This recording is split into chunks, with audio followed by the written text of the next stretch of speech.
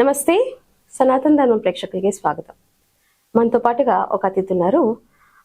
ఆవిడే డాక్టర్ ఇనగంటి లావణ్య గారు. ఆవిడ ఒక రచయిత్రి. అలాగే ఈ మధ్యకాలంలో రాసిన రామాయణంలో చిన్న కథలు, రామ మార్గం. నమస్తే మేడం. కదండి. మనం జనరల్ గా రాముడి గురించి, రామాయణం గురించి చాలా చెప్పుకుంటూ వచ్చాము. ఇప్పుడు ఏంటంటే నేను విన్నది ఎక్కడో విన్నాను మేడం, రామాయణం వినాలి అంటే ఒక షరతు ఉంది అని. నిజంగా రామాయణం వినాలంటే ఒక షరతు ఉందా? ఉందండి. ఏంటి అసలు అది? వాల్మీకి మహర్షి చెప్తారు మనకి. ఓకే. లవకుశలు చెప్తారు. అంటే వాల్మీకి మహర్షి లవకుశల ద్వారా చెప్పించారు. ఈ లవకుశలు ఇద్దరు వాల్మీకి రాసినటువంటి రామాయణాన్ని గానం చేస్తూ అయోధ్య వీధుల్లో తిరుగుతూ ఉంటే రాముడు అది విని ఆయన చెవిన పడుతుంది అనమాట. అబ్బా, పిల్లలిద్దరు ఎంత చక్కగా పాడుతున్నారు అని భరతుడిని పిలిచి, లవకుశలు పాడేటప్పుడు ఓకే, ఆ భరతుడిని పిలిచి ఆ పిల్లలిద్దరిని మన సభకి పిలిపించు, ఇక్కడ వాళ్ళిద్దరు గానం మనం వినాలి, చాలా చక్కగా గానం చేస్తున్నారు అని చెప్తారు. వారిద్దరు సభకు వస్తారు. అందరూ కూర్చుని ఉండగా సభ మధ్యలో వారు గానం చేయబోయే ముందు చెప్తారనమాట, ఈ రామకథ వినడానికి ఒక షరతు ఉంది. అది ఏంటి అంటే అసూయ రహితంగా వినండి. అంటే జనరల్ గా మనం అనుకుంటే ఏదన్నా కథ వినాలన్నా చేయాలన్నా భారతం గాని రామాయణం గాని శ్రద్ధగా వినాలి అని విన్నాను, భక్తిగా వినాలి అని విన్నాను. అసూయ అనేది నాకు ఇది కొంచెం డౌట్ గా. అసూయ ఎందుకని అలాగా? అంటే ఏదైనా శ్రద్ధ భక్తి రెండు అవసరమే. ఎందుకు వాల్మీకి మహర్షి చెప్పారు చూడండి. ఆయన అక్కడ ఒక రకంగా చూస్తుంటే మనకి ఇది రామకథకి చెప్పారా, లేకపోతే మనకి వాల్మీకి మహర్షి రామకథ రూపంలో ఇస్తున్నటువంటి హెచ్చరిక అనేది మనం ఆలోచించుకోవాల్సి వస్తుంది. అంటే నవవిధ భక్తులు ఉన్నాయి. నవవిధ భక్తుల్లో శ్రవణం కూడా ఒకటి, వినడం, మాట్లాడటం, పాడటం, రాయటం, ఇవన్నీ అర్చన చేయటం, రకరకాల నవవిధ భక్తులు చెప్పారు. అందులో వినడం అనేది కూడా ఒకటి భక్తే. సో సహజంగా మనందరూ చాలా మంది చెప్పే మాట ఏంటంటే ఎలా మాట్లాడాలో నేర్చుకోవాలంటే రామాయణం చదవాలి అంట. కరెక్ట్. ఎలా మాట్లాడాలో, ఎలా మాట్లాడకూడదో నేర్చుకోవాలంటే భారతం చదవాలి. ఇవి రెండు ఇదన్నమాట. ఈ రెండిటితో పాటు నేనైతే ఇంకోటి అంట, మాట్లాడటం ఎలా నేర్చుకోవాలోతో పాటు ఎలా వినాలో కూడా రామాయణం చూసే నేర్చుకోవాలి, రామాయణం చదివే నేర్చుకోవాలి. వినటం అనేది జస్ట్ వినడం కాదండి. అది నువ్వు వినాలంటే చాలా ఏకాగ్రత కావాలి. ఈ రోజున ఎవరికి దేనికి ఇంట్లో భార్య చెప్పే మాట వినడానికి భర్తకి, భర్త చెప్పే మాట వినడానికి భార్యకి, పిల్లల మాట వినడానికి తండ్రికి, ఎవరికి సమయం లేదు. వీళ్ళు చెప్తున్నారు, వీళ్ళు ఫోన్ చూసుకుంటారు, వీళ్ళు విన్నారని వీళ్ళు అనుకుంటారు. ఈ ఆయన చెప్పారో లేదో కూడా ఏదైనా చెప్తే ఏదైనా అడిగితే ఎప్పుడు చెప్పారో అని అడుగుతారు కదా. అదే ఏకాగ్రత. వినటం అనేది చాలా ఇంపార్టెంట్ అండి. ఎంత శ్రద్ధగానో వినాలి. ఇందాక మనం అనుకున్నాం ఈ శ్రద్ధ భక్తి అవి కొన్నిటి విషయంలో వస్తుంది. శ్రద్ధ అనేది మొదట అక్కడే వస్తుంది, వినటం దగ్గరే శ్రద్ధ అనేది వస్తుంది.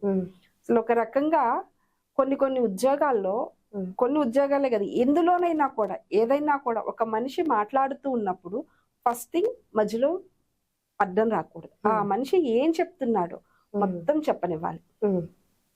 నీకేదైనా సందేహం వచ్చినా ఆయన చెప్పేటప్పుడు విని నీ క్వశ్చన్ ని బుర్రలో ఉంచు. తర్వాత నువ్వు తిరిగి క్వశ్చన్ కరెక్ట్. ఆ క్వశ్చన్ లో మళ్ళీ నీకు ఆయన ఓపికగా ఆన్సర్ ఇస్తారు.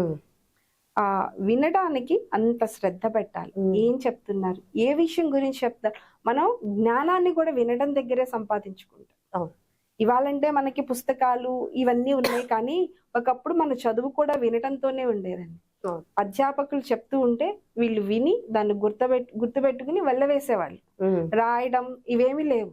వాళ్ళ పరీక్షలు కదా. ఈ రోజుకి మీరు వేద పాఠశాలలకు వెళ్తే అక్కడ రాయటం ఉండదండి. వాళ్ళ వేదందంతా, మంత్రాలదంతా ఈ గురువు ముఖంగా వాళ్ళు చెప్తూ ఉంటే ఆ మంత్రాలను వీళ్ళు విని వెళ్ళవేసుకుని మళ్ళీ ఆయనకు రేపు ఎగ్జామ్ పెట్టేటప్పుడు కూడా వాళ్ళకి ఉండేటువంటి చాలా శాస్త్రం అది ఉంటుంది. దానిలో నుంచి ఏదో ఎక్కడి నుంచో ఒక మంత్రం అడుగుతారు.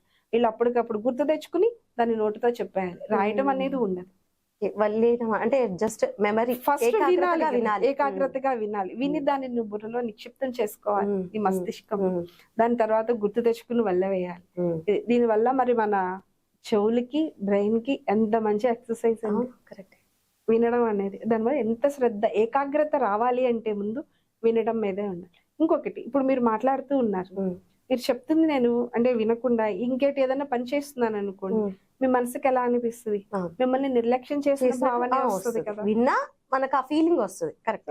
ఒక అంటే ఒక ఇద్దరు మనుషుల మధ్య ఒక మంచి సంబంధం ఉండాలన్నా కూడా అవతల మనిషి చెప్పే మాట వినడం మీద ఆధారపడి ఉంటది. ఇక్కడ వాల్మీకి మహర్షి ఇంకొకటి ఏం చెప్పాడు? అసూయ లేకుండా వినమన్నాడు. ఎందుకు? రామకథను అసూయ లేకుండా వినమన్నాడా? రాముడి మీద అసూయ ఎందుకు ఉంటది? ఆయన రాజు, అవును, చక్కగా పరిపాలించాడు, మంచి అందరితో మంచి వాడని అనిపించుకున్నాడు. ఇన్ని ఆయన గొప్ప క్వాలిటీస్ ఉన్నాయి. ఓకే, అక్కడ రాముడిని కూడా మనం అసూయ పడిన సందర్భాలు ఉన్నాయి చాలా మంది. చెప్పొచ్చారులేండి, పెద్ద రామ కదా, పెద్ద గొప్ప రాముడు అంటే ఏదో చేస్తూ ఉంటాం, కోడిగుడి మీద ఈకలు పీకినట్టు పీకుతూ ఉంటాం రాముడి గురించి కూడా. అలాంటి వాళ్ళు ఉన్నారు.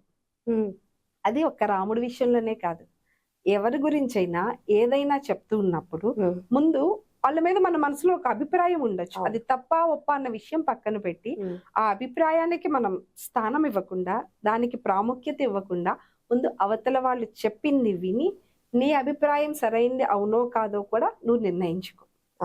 ఒకటి. ఇంకొకటి, అవతల వాళ్ళు చెప్పారు కదా అని దానిని గుడ్డిగా నమ్మి పనులు చేయవద్దు.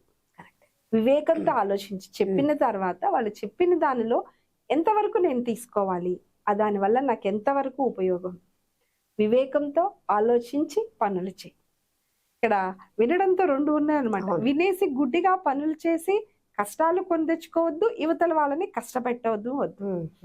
ఈ రోజున ఉన్నటువంటి కుటుంబ ఇంటిలో నుంచి ఆఫీసులు కానీ ఎక్కడన్నా కానీ వినడం మీదే చాలా వరకు పనులు నడుస్తూ ఉంటాయి. కరెక్ట్. ఆ వినడం అనేది శ్రద్ధగా ఉండి ఆ విన్న తర్వాత వివేచనతో ఆలోచిస్తే చాలా సమస్యలకి పరిష్కారం దొరుకుతుంది. అవును. అది అత్తాకోడల విషయం కానివ్వండి, భార్యాభర్తల విషయం కానివ్వండి, అత్త భర్త భార్య అమ్మ భార్య ఇంటి దగ్గర కానివ్వండి, ఆఫీసు ఒక వర్తకుడు, ప్రతి రిలేషన్ దాంతోనే లింక్ అయి ఉంది కదా. మన రామకథలో ముందు ముందు ఈ వినడం గురించి రామకథలో చాలా చెప్పుకుంటాం, చాలా వస్తాయి. అంటే వాల్మీకి మహర్షి దీనికి ఎందుకు ఇంత ప్రాముఖ్యత ఇచ్చాడు అనేది మనకి ముందు ముందు ఇంకా బాగా తెలుస్తుంది. సహజంగా అందరూ వినే మాట ఏంటి? కొంతసేపు అదే పట్టుకున్నా, మందర చెప్పిన మాట విని కైక రాముడిని వనవాసాలకి పంపించింది. సో ఇక్కడ కూడా మరొక సందేశమే ఉంది కదా మనకి. చెప్పింది గుడ్డిగా వినేయటం కాకుండా దాని తర్వాత వచ్చేటువంటి దుష్ఫలితాలని ఆలోచించి పని చెయ్యి. వాడికి దశరథ మహారాజు అడుగుతాడు, రాముడు లేకుండా నేను ఉండలేను, నా ప్రాణమే ఉండదంటే, నువ్వు పోతే పో, నాకు అనవసరం, నా కొడుకు రాజు అవ్వాలి అని అంది. సో మరి అంటే మొండితనం, మూర్ఖత్వం. అవతల వాళ్ళు చెప్పిన దాని ఫలితాలను నువ్వు ఆలోచించకుండా నేను ఒక పని చేస్తే, ఇప్పుడు ఆ పని ఆమె చేయటం వల్ల ఈ రోజుకి సమాజం కైకని నిందిస్తూనే ఉంది. అవును కదా. కరెక్ట్. మరి ఒక చెప్పుడు మాట ఫలితమే కదా అది. అందుకని ఒక మాట మనం వినేటప్పుడు చెప్పేవాళ్ళు ఎన్నైనా చెప్తారండి. సహజంగా మనకు ఒకటి ఉంది, జనరల్ గా ఇళ్లలో కానీ ఎప్పుడన్నా ఏదన్నా ఒక పని చేస్తే మన పిల్లవాళ్ళు కానీ ఇంట్లో ఎవరైనా వాడే చెడగొట్టాడు రా, వాడు చెప్తుంటే వాడు చెప్పుడు మాటలు వినిలా తయారయ్యాడు అంటుంటారు. చెప్పేవాడిది తప్పు కాదండి, వినేవాడిదే తప్పు. చెప్పేవాడే ఉంది చాలా చెప్తాడు. కరెక్ట్. వినేటప్పుడు నీ వివేచన ఏమైంది, నీ యుక్తాయుక్త విచక్షణ ఏమైంది, ఏది మంచి ఏది చెడో నీకు తెలుసు కదా. ఆ వ్యక్తి నీకు తెలిసి ఉండొచ్చు కదా, ఆ వ్యక్తి గురించి నువ్వు ఆలోచించాలి కదా. అలా చేయగలడా, చేయలేడా, వాళ్ళు చేస్తాడా, చేసుంటే ఎందుకు చేశాడు, ఇన్ని ఆలోచించుకోవాలిగా. వాళ్ళు చెప్పారు కదా అని చేసేస్తే తప్పు మందే అవుతుంది కదా. దానివల్ల నష్టం కూడా మనకే జరుగుతుంది కదా. కానీ ఇంత ఆలోచించే వాల్మీకి మహర్షి రామకథని ఎలా వినమన్నాడు. మరి రామకథ అంటే మనం ఇందాకే అనుకున్నాం, రామాయణం అంటే అది ఒక్క సీతారాముల కథే కాదు, మన కథ, మన జీవన ప్రయాణం, మన గమనం. సో ఇదంతా కదా ఆయన అంత ఆలోచించి ఇది పెట్టుంటారు కూడా అసలు. అవును. సో ఇంతగా ఆలోచించి మరి ఆయన మాట చెప్పినప్పుడు మనం వినటానికి అంతే ప్రాముఖ్యత ఇద్దాం. మాట్లాడడం అనేది ఎంత ప్రాముఖ్యతో, మాట్లాడేటప్పుడు ఎంత ఆచితూచి మాట్లాడాలో వినటం కూడా అంతే. లేకపోతే దానికి అంత ప్రాముఖ్యత లేకపోతే మన నవవిధ భక్తుల్లో దానికి అంత స్థానం ఎలా వచ్చేస్తుందండి. సో అది భక్తికి, అన్నిటికీ, ఆధ్యాత్మికానికి కానీ మన సామాజిక జీవితానికి కానీ అన్నిటికీ వినడం అనేది అంతే ప్రాముఖ్యం. మనకి సుమతి శతకం కూడా వినదగిన ఎవరు చెప్పినా ఎవరు చెప్పినా కూడా అందరి మాటలు వినండి, కానీ ఆలోచించి ఇది తీసుకోండి అని నిర్ణయం తీసుకోండి. ఇంకో మాట కూడా ఉంటుందండి, చెప్పేవాడికి వినేవాడు లోకువా అని. కాదండి, చెప్పేవాడికి వినేవాడు ఎప్పుడు లోకు కాదు. వినేవాడు విని ఆలోచించే నిర్ణయించుకుంటాడు. ఆ వినడంలోనూ ఉంటది. అది చెప్పేవాడు ఎలాంటి చెప్పాలనేది మనం తర్వాత వచ్చే ఎపిసోడ్ లో చెప్పుకుంటాం. Thank you madam, thank you so much.